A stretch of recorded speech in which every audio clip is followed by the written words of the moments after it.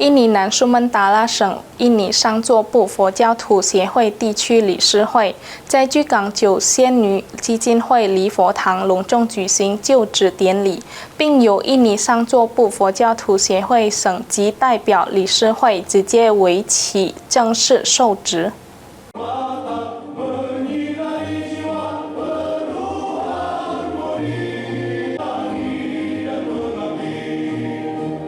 印度尼西亚上座部佛教徒协会地区理事会或者印尼南苏门答腊省上座部佛教徒协会地区理事会，亦于2025年11月8日正式成立。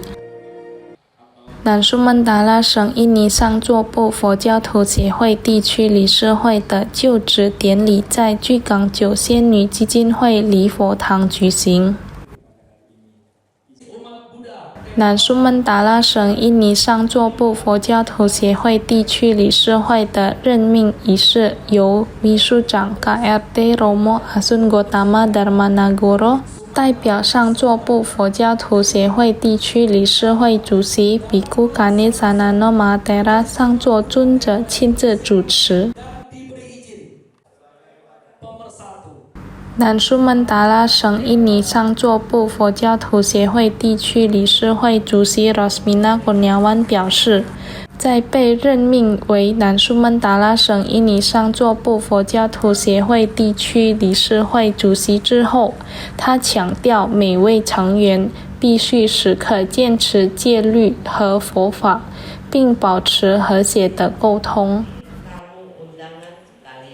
Sebagai ketua, saya ingin menyampaikan beberapa pesan. 1.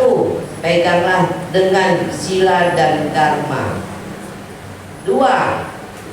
Lawatlah komunikasi harmonis.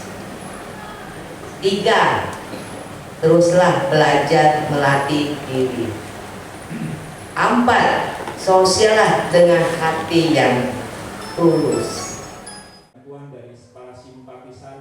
与此同时，南苏门答腊省瓦鲁比主席吉哈伦表示，作为佛教徒的代表组织，瓦鲁比始终强调行善、互相尊重、品德端正以及尊重多样性，以便在社会中创造和谐。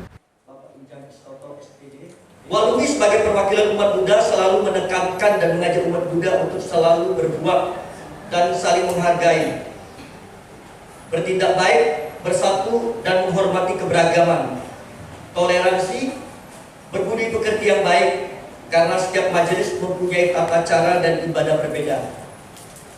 Atribut berbeda, ada yang vegetarian, ada yang tidak.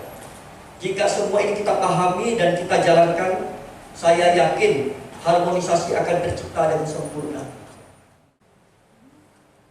随着南苏门答腊省印尼上座部佛教徒协会地区理事会的正式成立，期望该组织能够提升对南苏门答腊地区佛教徒的服务与奉献。Eki Saputra Pal TV